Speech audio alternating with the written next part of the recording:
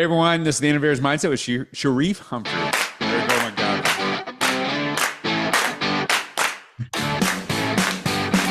Listen, okay, so I actually had the opportunity to keynote at the FASA conference, this Florida superintendents and school administrators, and I met Sharif, and I don't think I've ever hit it off with somebody as quickly.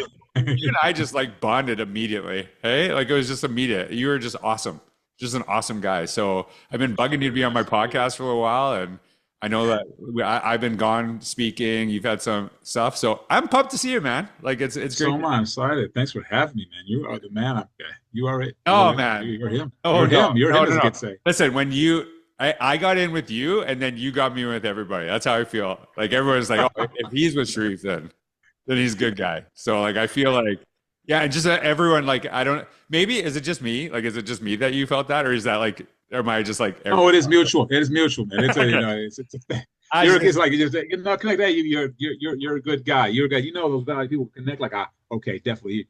Yeah, yeah. So I felt immediately like, oh my gosh, you're a good guy. I met you. I we just walked up to connect. you. I was like, you, hey, Yeah, we that's just good. connected immediately, and he's just an awesome guy. And so Sharif is actually principal at Charter Schools USA. He's actually in Florida as well, and just love your story. I love, you talk a lot about, culture, virtue, things like that. And you have like kind of an interesting path into how you got to Yeah. what you're doing today. But if you could just kind of give everyone a little bit of introduction, everyone's going to fall in love with you over me here right away, immediately. So can you just tell everyone a little bit about who you are, what you do today, and kind of how you got there?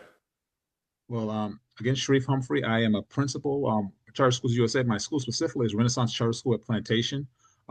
We are a K-8 school. We are, we accept our kids in. We love them. We teach them. We lift them up, and we have an amazing process that we have the support of CSUSA to ensure all children have the opportunity to learn and be the very best. That's something that kind of sits with me as well because just growing up, I always wanted to make sure that I had an impact on other people no matter what career I had. And I will tell you some of the earliest people who had an impact on me were principals. And I remember back early on in school, I had a principal, Mr. Constantino, Mr. Anthony Polano. Those are individuals who walked through the hallway, shirt and tie, they're watching the kids walk in line, and they would greet you, and they made you feel special. Mhm. So that always sat in the back of my mind. No way did I ever imagine in those moments when I sought the principal's attention when we, in line that one day I would be a principal at a school. But I think back to those days are important things, important ways. So, I mean, through my school, going to school, college, I didn't start in education, of course. I am a career changer. I started out, with fundraising in New York, corporate fundraising. I did that for a while. And then there's a moment I got an offer to teach by the beach in South Florida. I went down to Florida and I did interview and I got a job and I got to my first school. It was nowhere by the beach, but at the end of the day, that started my journey. And I've been grateful ever since for the ride through the ebbs and flows, up and down. It is, I think the biggest impact you can have on a life of a child that affects the future can be so profound. And then I like finding like-minded people who can make that impact as well. I think that's huge. Well, when you're talking about, it's funny because you're like talking about your influences when you're in school. I'm like, oh, that's what you were like to me, and that's like immediately, right? And Mhm.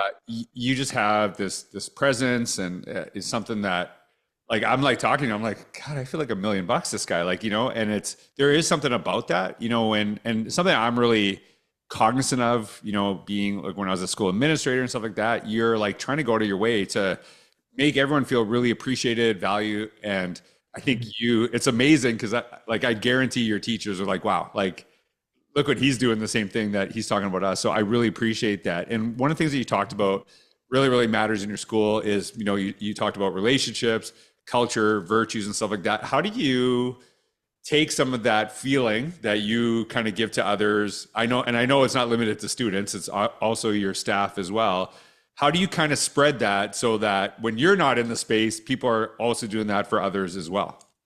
Yeah, I think you got to talk, really communicate. And I will tell you, the journey for me as a leader has always been to learn how to do better communicating with the team and the teachers and to make sure we're all on the same page. I will tell you, it was a journey at the beginning because it was self-discovery. It Yeah. really was self-discovery. How do I find ways to talk to people to spread the message of what's going to matter to make your the place, your school, a better place? I am a Title I school currently, and we have our challenges with kids coming from different places and feeling valued in the space that they're in. And sometimes it's hard because they come with their own baggage. But as long as they walk in the door and they feel the connection of loving the environment that they're in, and that the adults also feel that connection, things kind of grow. We've talked about really at our school a lot about these our virtues, and CSUSA has been a great source of inspiration on virtues and building virtues. But those things that matter in the classroom or relationships, like kindness, the simple thing of kindness, and sometimes in a world where some our students and families don't always get to display those values, kindness, because we're always in a rush to meet the needs and demands of right now. Just that simple relationship of being kind to one another, knowing how to speak to one another, knowing the emotional intake one has, being empathic some respect to that, so that they're able to connect. So for us, we believe in the kindness, fortitude, resilience. Those are elements we want to build perseverance when things are tough or challenging, that they can overcome and still feel okay with them in that space. And then continue to work with our teachers and PLCs and having those conversations kind of front loading, but also trickling down to others. How do we ensure in our classrooms that we promote these values? Are we perfect at it? No, we're not the perfect place. However, it's just belief in those things. I firmly believe right now, that we need to have a place where we talk about old school values and virtues that kind of bring us together. We surround our ideals around so that we can become better. And it could be any of those virtues that are out there. There are different schools of virtue, whether there's a classic school virtue, whether it's more modern, some of the more researched researchers out there who use new type of virtues. But there's a moral center that the virtues kind of go around. And I think if we just implement that, we become better, our kids become better, and the staff also becomes better because they buy into that. I think and hopefully they use that outside of their school, the work-life balance. If you carry that outside, you bring it inside. It's more connected today because our kids, they are authentic. They don't come to, I'm going to be this way in school, and then I go home and then, hey, I'm going to. No, it's like they're real. It's like they are who they are. So we hopefully the adults do so as well. Again, I always put the disclaimer. Somebody, oh, you're doing it perfectly at your school. No, we're still growing and learning to get to that place where we build out so our kids feel value and they are demonstrating that, and then the adults as well, and they feel connected. You might have somebody today, well, Mr. Humphrey, I just didn't like how he did that, and it's like, did we have a conversation about it and kind of understand where you're coming from and where I'm coming from, so that we get to a place where everybody feels good about it? Because ultimately, it's about when you have kids in your care, you want them to be successful, you want them to do well, and we want to put back our own baggage, our own issues, so that we can help these future leaders, these future teachers, these future doctors, these future lawyers, give them the platform so they can be successful. And if they're going to be a major athlete, give them the values so that they use them on the field. People see them out there, and that when they see kids who look up to them, they'll demonstrate and emanate values that I think that make us all better. When you said that kids are like really authentic, I one of the most terrifying things I ever had as a teacher is if I went to school and had a zit, because I knew I'd hear about it. Like, right? Oh, right. These kids are like, oh God, this is what I'm going to hear. What's that on your head?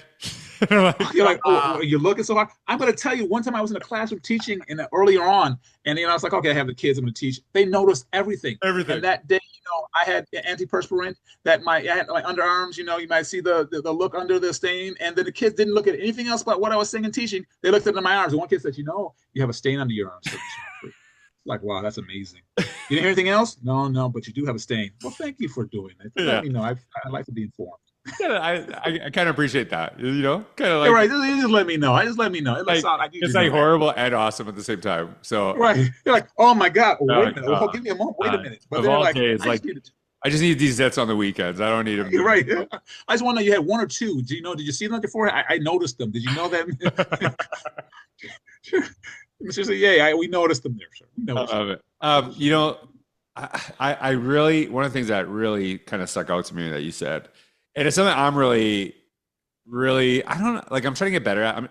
I try to get better at everything I do. Like that is something that really, really matters to me. And my focus on innovation for years is, something I'm really known for, but I'm very old school too. And I think that matters to me. Like I have a certain expectation on how we connect with each other, how we have conversations with each other. And I think some of the, like, hey, we can always have this vision, but there's things that throughout all of human history have really mattered.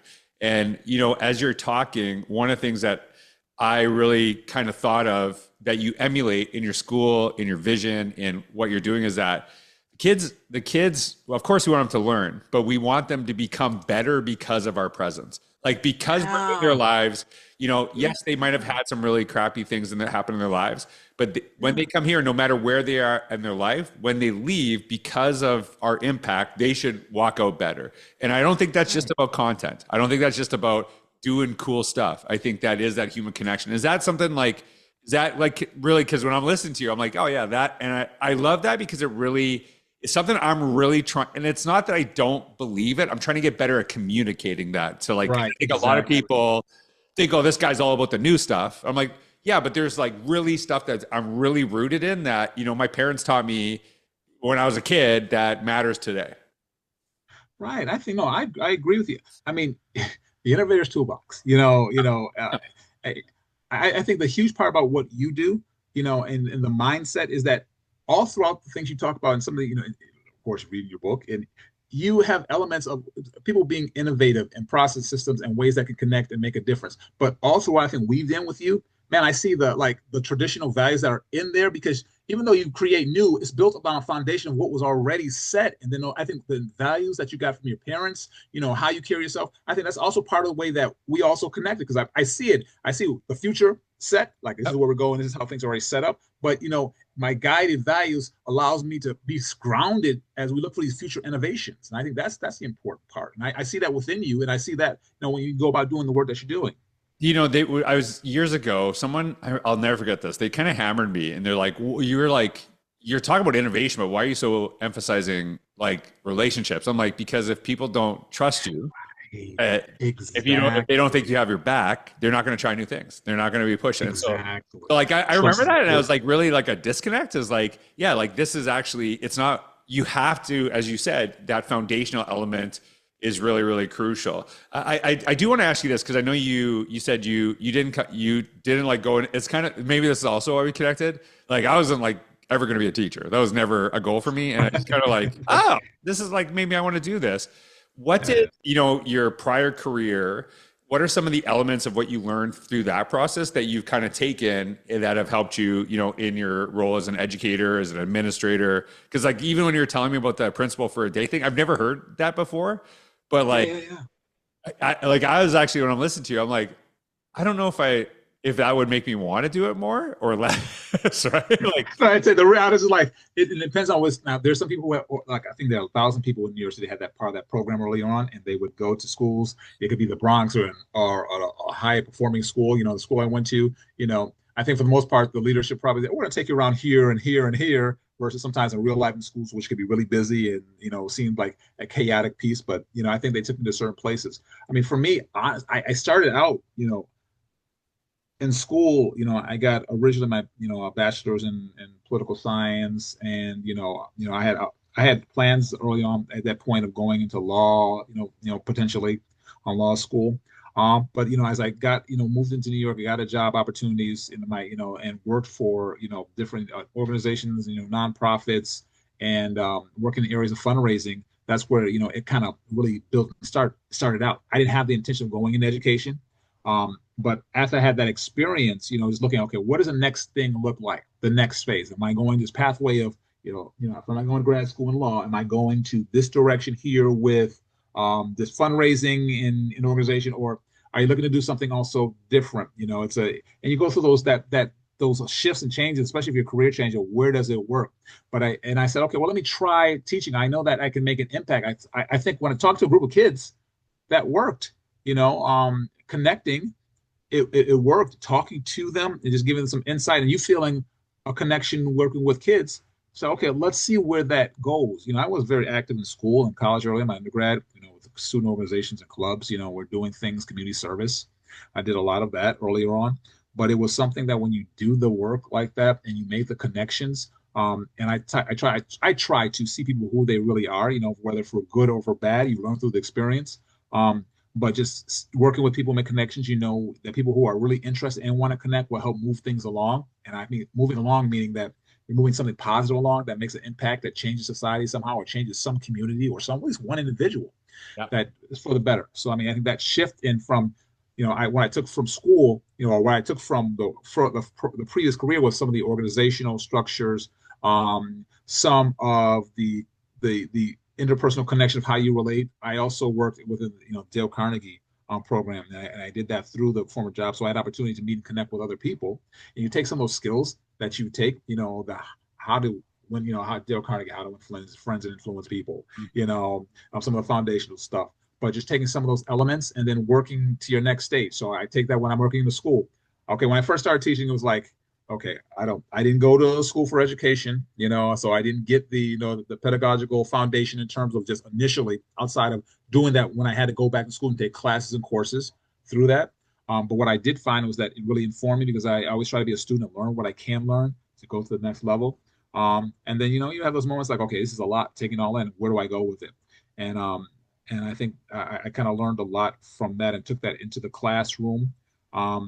And when I first, I'll be honest, when I first went to class, my first experience ever in a classroom, outside of walking with presence, being a big guy walking in there, the kids are like, that's a good trick. oh my gosh, who's this guy walking into class? And the kids kind of read you out to figure out, what you are and what you can do, and then as I learned about my size and presence that, within a classroom, the impact that it can have, the kids kind of fell in line, allowed me the space to, okay, now I got to put in the teaching and learning. So let me input that because the kids are giving me time because they're like, this big guy is coming here. We're just going to follow what he needs to do because I don't know. I walk in and say, okay, let's take a seat. They're like, okay, let's let's go. So I use all of those things that I got to kind of feed the classroom. And some people go to school for it and they come out and I see them, they've gone to training and they've done clinical and they go in the classroom and they're having some challenges just managing it all. But I had to succeed. I tried to learn, and I had failures in the beginning. To be honest, just coming in and coming to Florida and learning and trying to figure all that out in the classroom. But then from there, when I got it, I was able to kind of move forward. It's always about when you get it, and people will see and notice, and it's with you. People see that you have something, or they'll take that and say, okay, let's kind of grow with that. People will invest in you and pour in you, and then you continue to be uplifted by food experience. That when I'll never forget this. When I was doing student teaching, there was someone I was connecting with, and she was the top student in our class, like had the best marks, like in education, had a really hard time teaching. And she's a wonderful person, but it's like, you can know all the stuff, but if you cannot connect, it doesn't matter. Do you know what I mean? So like grade wise, she's great. And it's actually something I always challenge with people because we're always like, oh, grades are so important. I'm like, I actually know some teachers who are really amazing, who are terrible students. Right. So do I, definitely. And one of my belief systems on that is I think that actually a lot of teachers that were terrible students that are really good are because they actually understand kids who struggle because they were that kid. Do you know what I mean? I'm like, oh yeah. Like when I was a principal, kids would get sit in my office. I'm like, is that all you did? Because I did way worse stuff. Yeah. The one thing that you said, and it shocked me 0%, was that your Dale Carnegie, How to Win Friends and Influence People.